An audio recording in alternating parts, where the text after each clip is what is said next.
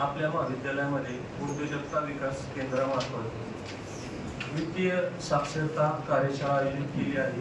त्या कार्यशाळेचे अध्यक्ष आपल्या महाविद्यालयाचे आदरणीय प्राचार्य डॉक्टर संजय नगरकर साहेब, त्याचबरोबर आजच्या कार्यक्रमासाठी मार्गदर्शक म्हणून उपस्थित असणारे श्री युवराज भुजबळ सर आणि श्री बनकर साहेब, त्याचबरोबर माझे सर्व विद्यार्थी बंधू भगिनी।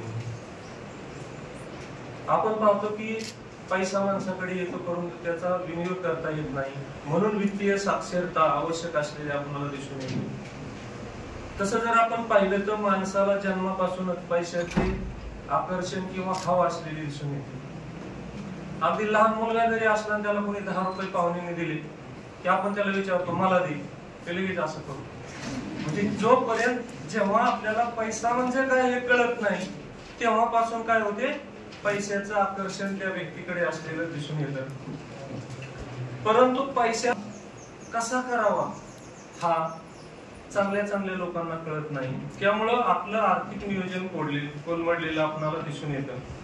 म्हणून अमेरिकन सरकारने 2003 मध्ये आर्थिक साक्षरता आणि शिक्षण आयोग स्थापन केला आणि त्या आयोगामार्फत लोकांमध्ये वित्तीय साक्षरतेची गरज किंवा वित्तीय साक्षरता कशी केली पाहिजे किंवा कशा प्रमाणात केली पाहिजे यासाठी तो आयोग स्थापन केलेला दिसून येतो। पैसा जरी आपल्याकडे आला तरी तो कोठे कसा खर्च करता आला पाहिजे किंवा त्याची गुंतवणूक कशी करावी याचं ज्ञान असणे म्हणजे त्याला आपण वित्तीय साक्षरता म्हणतो। म्हणजे मिळालेला पैसा कोठे कसा केव्हा आणि कशा प्रकारे आपण गुंतवला पाहिजे याचं ज्ञान असणं म्हणजे त्याला म्हणतो आपण वित्तीय साक्षरता। ही वित्तीय साक्षरता लहानापासून ते मोठ्यापर्यंत असलेली आपल्याला दिसून येते किंवा प्रत्येकाला असली पाहिजे। पण हे जे आपल्याकडे जो पैसा येतो तो पैसा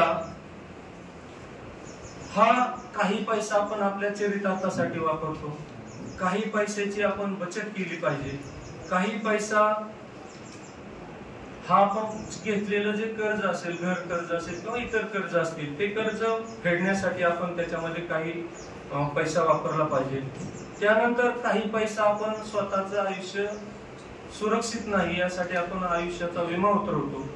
त्याचबरोबर काही पैशाची आपण गुंतवणूक करतो आणि काही पैसा हा आपण रिटायर झाल्यानंतर किंवा निवृत्तीसाठी आपला चरितार्थ चालावा यासाठी आपल्याला गुंतवणूक करावी लागत असलेली दिसून येते।